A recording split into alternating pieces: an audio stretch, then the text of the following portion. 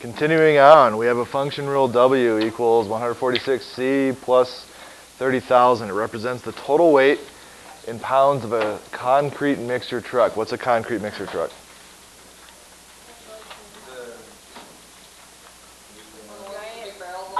Yeah, and they spin, yeah, okay, so cement truck, cement mixer. If the capacity of the truck is about 200 feet to the third power, what does that mean? 200 what?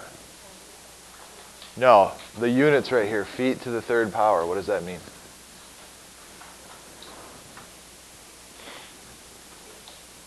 Cubic feet, yeah, it's a volume. When you see cubic feet or cubic inches or cubic anything on units, that's a volume. What is a reasonable graph for the function rule? So we should probably come up with a table so that we can graph this situation, okay? The function rule, by the way, is given to us right here. So I need to make a graph, which means I need to make a table, which means I need to pick what my independent and dependent variables are. What's my independent variable here? What? We either have W or C, the weight of the cement mixer, or C, the amount of concrete. Does the weight of the cement mixer tell me how much concrete I have? No. The weight of the concrete, or how much concrete I have, tells me the weight of the truck. So C must be the independent variable, which puts W over here. And then I put my function rule in the middle, 146C plus 30,000.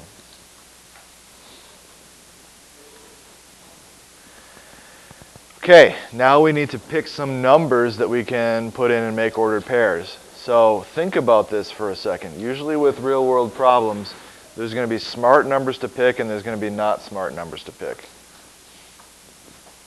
Are there any numbers I shouldn't pick? Negative numbers don't work at all. Why? Because you can't have a negative amount of concrete. Okay, so we're definitely not going to pick negative numbers. Could I pick 0? If I pick 0, what would that tell me? How much the truck weighs when there's no concrete in it. Yeah. So 0 is one of the numbers I can pick. And now should I go 1, 2, 3, 4?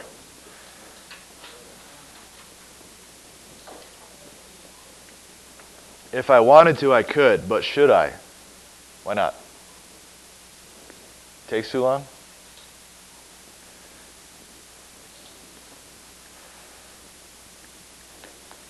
If I put in 1, 2, 3, 4, that would be like saying 1 cubic feet of concrete in the cement truck, 2 cubic feet of concrete in the cement truck, 3 cubic feet.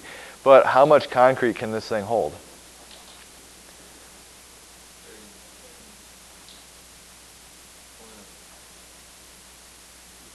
$200 cubic feet. Yeah, it's sitting right here. That's the capacity. Capacity means how much can it hold. Can it hold more than 200? No. So should I pick numbers that are bigger than 200? No. So I should probably pick numbers that are between 0 and 200. 0 would be if it's empty. 200 would be if it's full. You can't go over 200. If you did, then the concrete would be slopping out of the truck and landing on people's windshields. And we don't want that. Right? It's actually happened to me before. It's terrible. All right, so I need some other numbers in between.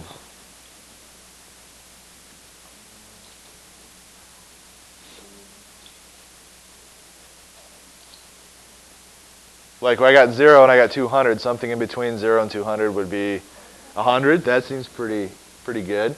How about a couple more numbers? Maybe something between 100 and 0. 50, and then something between 100 and 200? 150, okay. So now we have some smart numbers here. These are numbers that make sense for this problem. No negative numbers, no numbers over 200. And then spread out your numbers that you pick so that you get a good representation of what's going on. So now with this process, we take each one of these numbers, plug them into the function rule, and show our work right here. And then if we need a calculator, and we will need a calculator because there's no way I'm multiplying numbers that are that big together in my head, right? And if I'm not, you guys certainly aren't. So we take 146, parentheses, 0, because that's what we're plugging in, plus 30,000. So what is 146 times 0? 0, and then 0 plus 30,000 is 30,000. So how much can I say this truck weighs if I don't have any concrete in it? 30,000. Yeah, it's a 30,000 pound truck. Empty. So then I take 50 and plug it in. We have 146 times 50 plus 30,000. What do we get?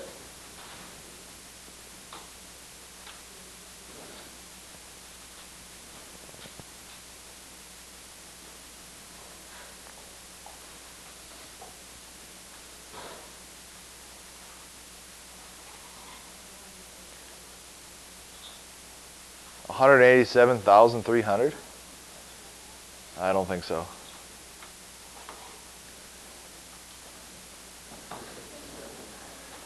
$37,300. That's better. Okay, then we have 100. We have 146 times 100 plus 30,000. What do we get?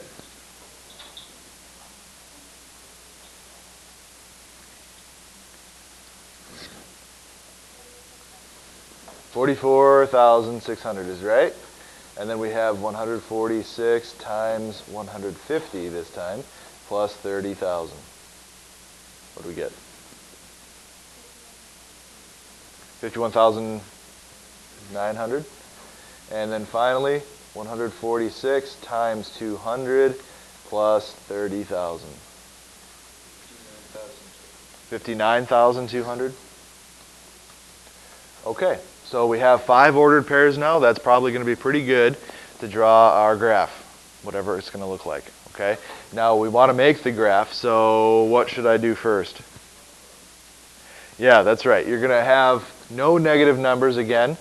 Eventually we will start having negative numbers, but for now, the origin like that is good enough. Now what?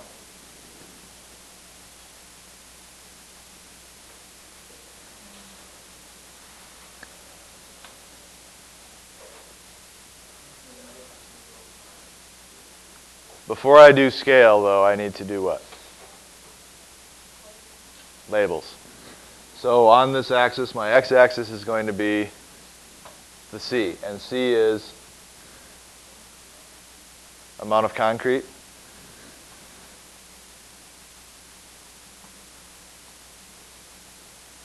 And that is in cubic feet, so feet to the 3rd power. And I can put that in parentheses. A lot of times on graphs you'll see the units on there too. In fact, you should have units on there. So if amount of concrete is on the x-axis, then what is on the y-axis? The weight. And what are the units of weight here? Pounds. So the abbreviation for pounds is LBS.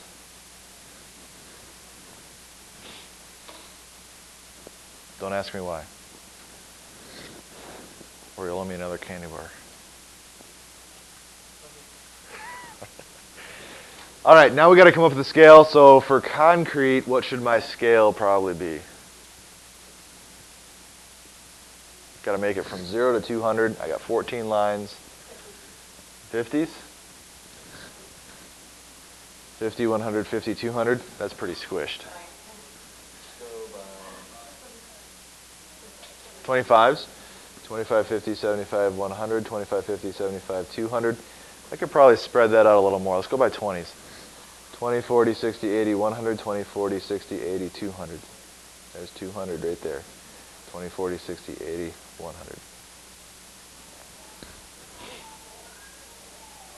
That way it's just a little more spread out. How about the weight?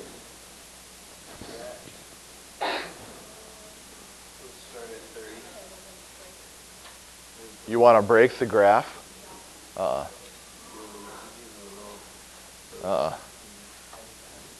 Let's not break the graph. Try 10,000. 10, 20, 30, 40, 50. So that's pretty squished. 5,000s?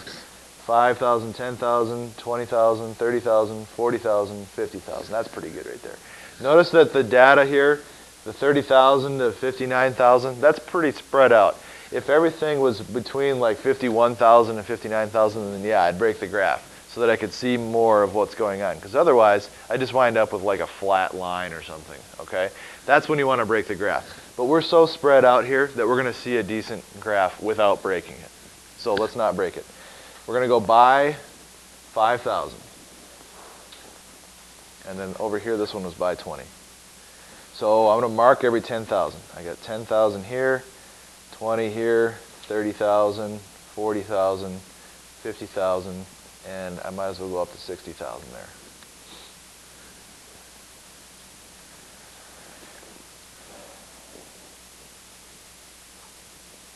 If you don't want to write the zeros, you could put 10K, 20K, and so on. K represents 1,000. Okay, we're ready to graph, right? I think so too. So we plot these ordered pairs. We have 0, 30,000. So here's 0, 10,000, 20,000, 30,000 is right there. 50, 37,300. So I go 20, 40, and then there's 50 right there. And then 37,000, well, there's 30,000. There's 35,000. 37,300 is like halfway between 35 and 40. So there's my dot right there.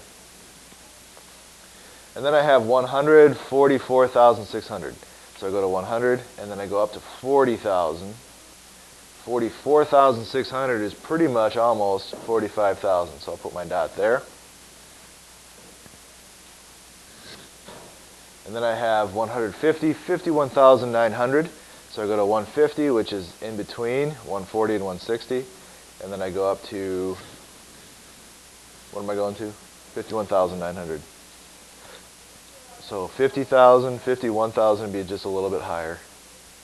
Right about there. And finally 200, comma 59,200.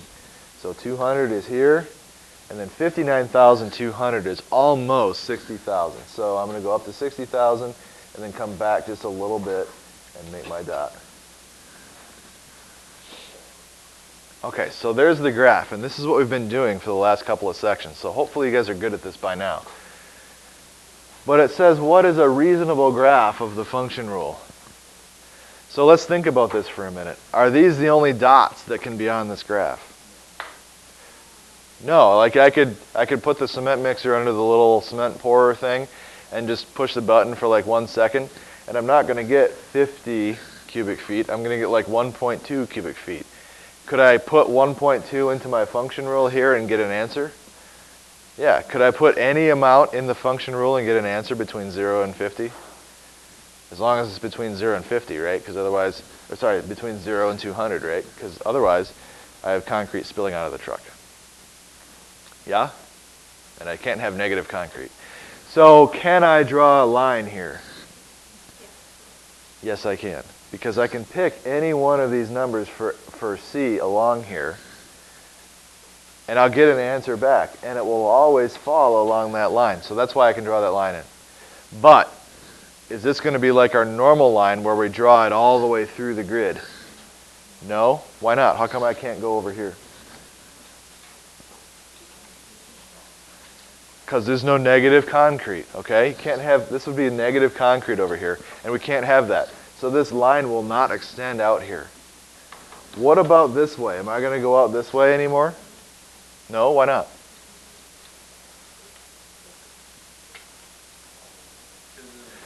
Because it's full. Yeah, we fill up at 200 cubic feet. We can't go any more than that. So we have to stop right here. We have to stop right here. So this is just going to be a line segment. We're not going to draw this one all the way through. There's the graph right there. That's the reasonable graph.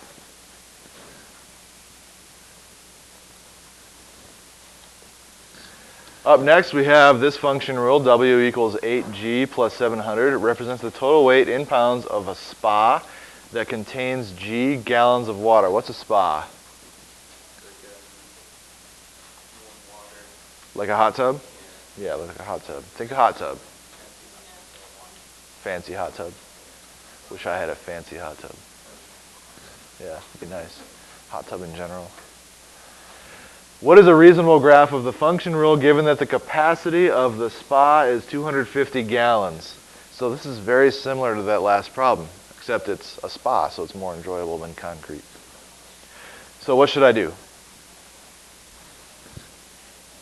Make a table, okay. So it's going to have 3 columns. What's going to go in the left column? G for gallons, good. And then that makes the far right column W for weight of the spa. So like if I put this in on my second floor, I'd probably be pretty concerned about how much it weighs, because otherwise it might fall through the floor with me in it. And that'd be terrible. Or fun, depending on how you look at it. But then the carpet would be wet, and that's not good. And then in the middle we have 8G plus 700. So now we need to pick some smart numbers for G. 0. Why don't we just what?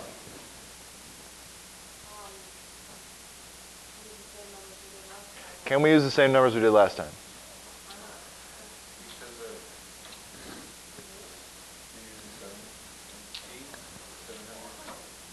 How much can we put in the spa? 250 gallons. So the last problem was 200. Oh, okay. So I put 250 here. And then, what are my numbers in between? Yeah. 200 and 250? Okay, we can do that. That's a lot of ordered pairs, though. Okay, substitute stuff in. We have 8 times 0 plus 700. What do we get?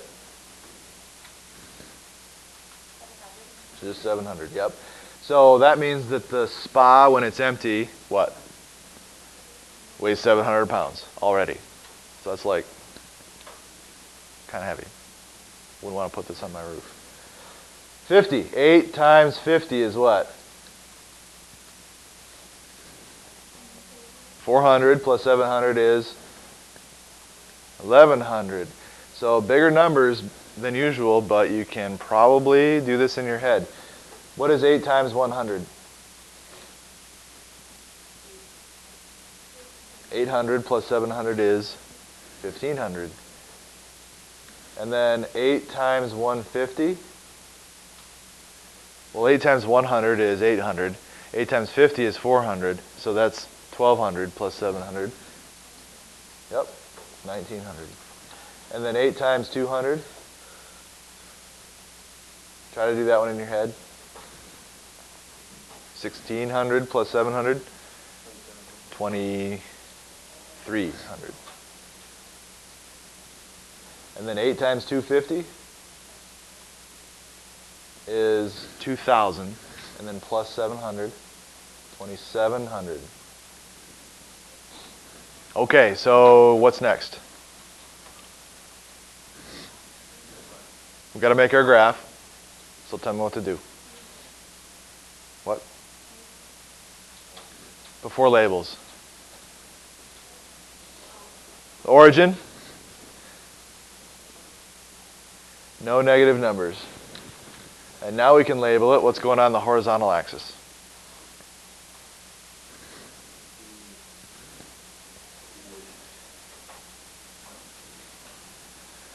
The independent variable is gallons. So G gallons of water. And then weight. And that is in pounds again.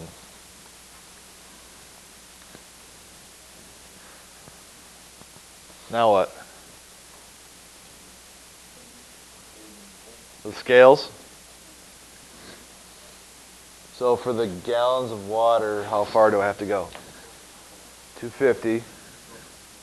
Go by 25s? I'll let you go by 25s this time. 25, 50, 75, there's 100. 25, 50, 75, there's 200. 25, there's 250 right there. And a scale for the weight. There's 14 lines. We got to make it to 2700.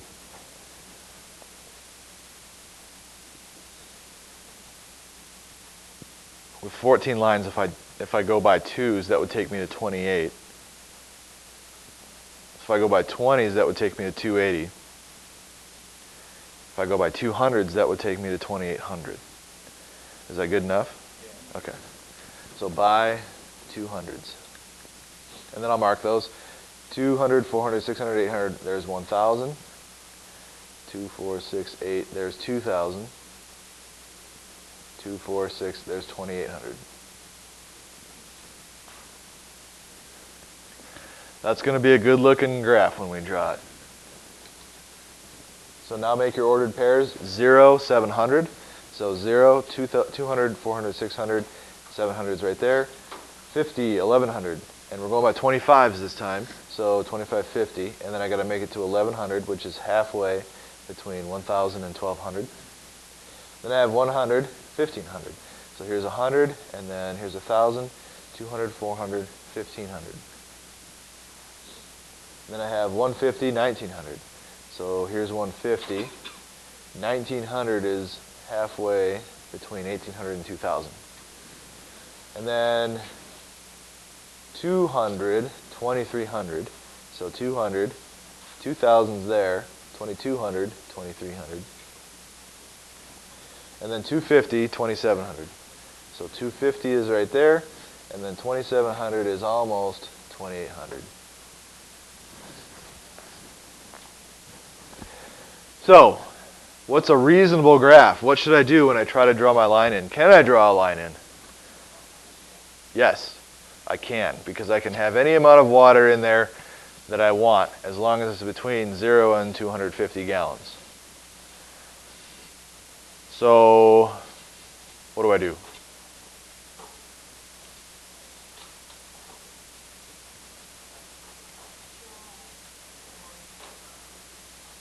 Just draw a line. Yep, that's right. So you guys are saying the right thing. We're going to start here. It's not going to go negative. And we're going to draw the line all the way up to here and then stop, because it can't go any farther than that. There are no arrows to put on there because it doesn't continue for forever. So that's our graph.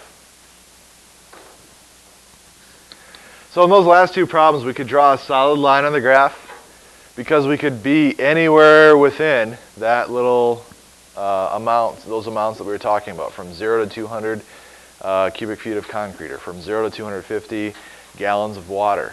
We could be anywhere between. So that's why we drew the line.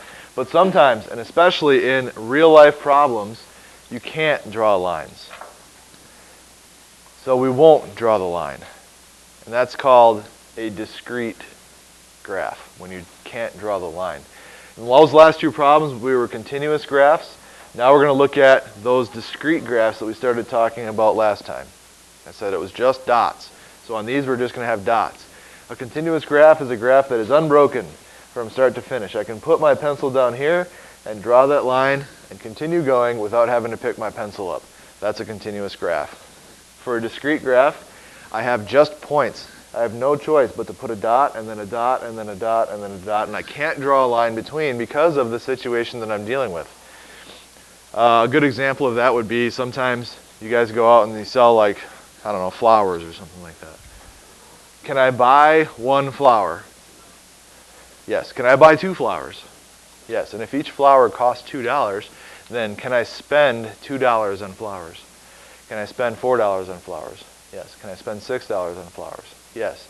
Can I buy a third of a flower? No. Can I spend $1.22 on flowers? No. I can't. Okay? So because of that, that is this situation here. I can buy 1 flower, or I can buy 2 flowers and spend $4, or I can buy 3 flowers and spend $6. I can buy 4 flowers and spend $8. But I can't draw a line. Even though it looks like a line, I can't draw that line because I can't spend this much money. I can't spend $5 on flowers, because that would mean I had to buy a half a flower, and I can't do that. Okay? So that's why we have what we call discrete graphs. You can't actually draw the line. You can come up with an equation for it, but when you graph it, you can't actually draw the line. So these two problems that we have right here, it looks like one, but it's actually two. These two problems are going to show how that works. So we have farmer's market. We have a cheese maker making cheddar cheese to sell. The amount of milk used to make the cheese and the price at which he sells the cheese are shown. Write a function for each situation. Graph each function. Is the graph continuous or discrete? So there's lots to do here. See if we can get through this. We have 1 gallon of milk makes 16 ounces of cheddar cheese. So let's think about this. Could he use more than 1 gallon of milk? Could he use like 1.2 gallons of milk? Sure. Would he get slightly more cheese then? Yeah. Could he use slightly less than 1 gallon of milk? Yeah. Would he get slightly less cheese then? Yeah. But then it says each wheel of cheddar cheese costs $9. Is he going to sell 1.5 wheels of cheese? No. He's going to sell whole wheels of cheese for $9 a piece. So will this graph, if I can use any amount of milk I want, will this graph be continuous or discrete? This is continuous. If I can only sell 1 or 2 or 3 or 4 here, is this going to be continuous or discrete? This one's discrete, okay? So think about these problems as you go so that when you have to graph them, you can decide whether it's continuous or discrete. All right, it does say write a function, but let's worry about the graph here. We have milk. M stands for milk. W stands for what? Wait. Okay, they actually did give us the equation right here, 16M. So I don't have to make a table of values. I don't have to come up with the equation. All I have to do is graph it. What's going to go, since I can't have any negative numbers again, what's going to go on my x-axis? What is my independent variable?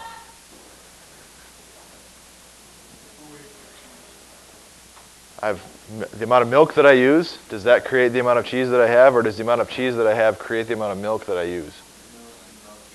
The milk that I use. So the milk is what goes here. And then cheese is on the y-axis. I need some scale for milk used. That's in gallons. So I'm going to write gallons. Abbreviation for gallons is just GAL. What's a good scale? For milk, gallons? Just 1. 1, 2, 3, 4. So by ones is fine. How about for cheese, the weight of the cheese? I got to make it to 64. By tens? Yeah? Let's go tens. Tens is fine. So we have 10, 20, 30, 40, here's 50 right here, and then we only got to get to 64, so that should be a piece of cake. All right, we have 0, 0. Let me change colors. 0, 0, and then 1, 16. We're going by tens, so probably right there. And then 2, 32. So 10, 20, 30, 32 is there. Then 3, 48. Almost to 50. And then 4, 64. So there's 50, there's 60, there's 64. Would you say that's more linear or more non-linear?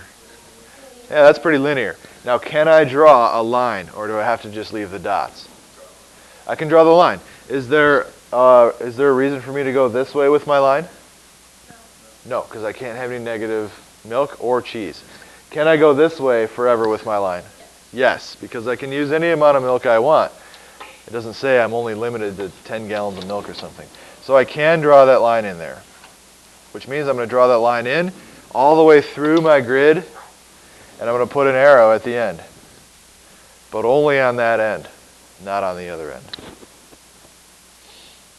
That line does need to go all the way through the grid, because by doing that, what you're showing is that that can go on forever. Do not be lazy and not draw that line all the way through the grid. It needs to be there.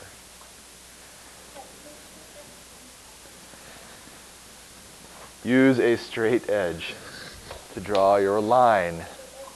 Borrow somebody's credit card. Okay, second situation. The amount A of money made from selling cheese depends on the amount of cheese wheels sold. The equation is A equals 9N. Make a table of values. It's made for us. All we have to do is generate the graph here. So what is going to go on my x-axis? I, again, have no negative numbers. What goes on the x-axis? The number sold. Okay. So cheese wheels sold.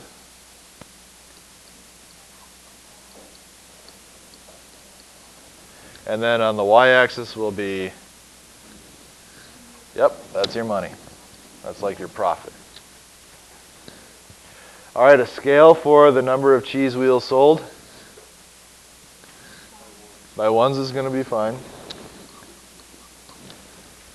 And for the profit? Fives? Fives is fine. Go with numbers that make sense. If you pick like 3 or 4 or 6 or 7 or something like that, that starts to get hard to work with. So by 5 is fine. So we have 10 here, 20, 30, 40. All right, we have our scale on there. We have our labels. We're ready to go. So I have 0, 0. Obviously, if I sell 0 cheese wheels, I made nothing. 1 cheese wheel is $9. So if I sell 1, I get $9. 2 cheese wheels then would be 18.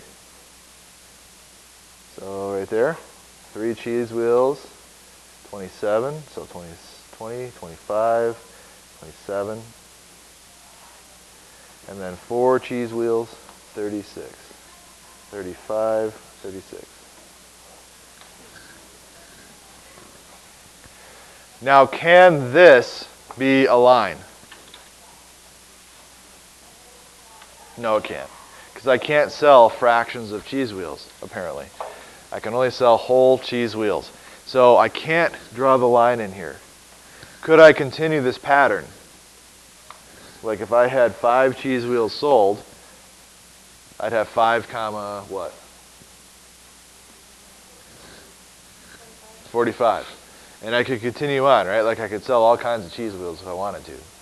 But I can't draw a line. So I could continue on and mark 45, and then from there it would be 54, and so on. So like right about there. And I could keep marking all of those dots. That would go on forever. But it will not be a line, because I can't sell a small, like a fraction of a cheese wheel. So we have some more graphing practice here. Graph each function rule. Is the graph continuous or discrete? And then it says justify your answer. So you're going to have to explain. For part A, the amount of water, W, in a wading pool in gallons depends on the amount of time in minutes the wading pool has been filling. And then they give you the function rule sitting right here. Is this continuous or discrete? Continuous, you say? Why? Because what?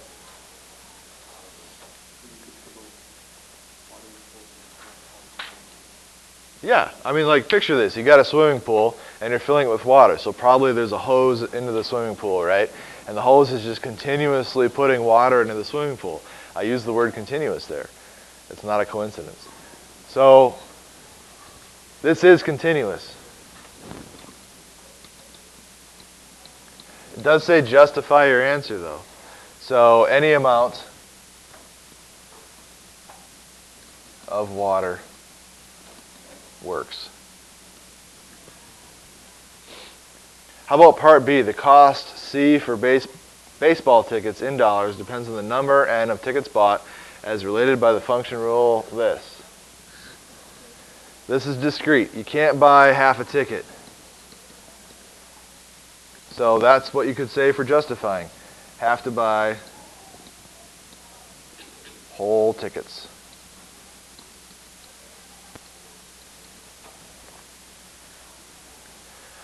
So now it asks us to graph. We can do that. The amount of water in the wading pool is a function of time. So time goes here, and water goes here. And I can just use my equation sitting here to make TW. I can do this in my head. This is an easy equation. So if time is The amount of water depends on the amount of time in minutes. If time is 0 minutes, how much water has gone into the pool? 0. If time is 1 minute, how much water has gone into the pool? 3 gallons. If time is 2 minutes, how much water is in the pool? 6. What if time is 10 minutes? How much water is in the pool? 30. Okay? We can draw that graph now. My scale by ones on time is fine. I got to make it all the way to 30 though now because I picked 10 for some reason. So how about by twos? So we have 0, 0. We have 1, 3. We have 2, 6. Oops, 3. 1, 2, 3 is right there. Then we have 2, 6. That's right there. And then 10. So 1, 2, 3, 4, 5, 6, 7, 8, 9, 10. And then 28 is all the way up here, so 30 will be right there. Can I draw a line here? No, I can't. But we said it's continuous. Can I draw a line? I can draw a line. My line won't go past the negative though, because we don't have any negative numbers. But it will go all the way through my graph and put an arrow at the end, because I could fill that pool forever. It doesn't tell me how much that pool holds, so I can just keep going. For my other situation, cost for baseball tickets in dollars is that equation right there. So I have C and I have N. So I'll put N here and C here. I can buy 0 tickets, I can buy 1 ticket, 2 tickets, 3 tickets, and so on. My axes, can't buy any negative tickets, can't spend a negative amount of money. So number of tickets here. And then cost here. My scale by ones for tickets is fine. I haven't figured out my cost yet though, so I'll have to hold on. If I buy 0 tickets, how much do I spend? 0. Hopefully so. Otherwise, I'd probably be a millionaire by now. If I buy 1 ticket, how much am I spending? $16. So each ticket costs 16 bucks. If I buy 2 tickets, how much am I spending then? 32. If I buy 3 tickets, how much is that? 48 is right. 3 times 16 is 48. Okay, so I can make my scale now. I got to make it all the way to 48. By 2s isn't going to cut it this time. By 5s?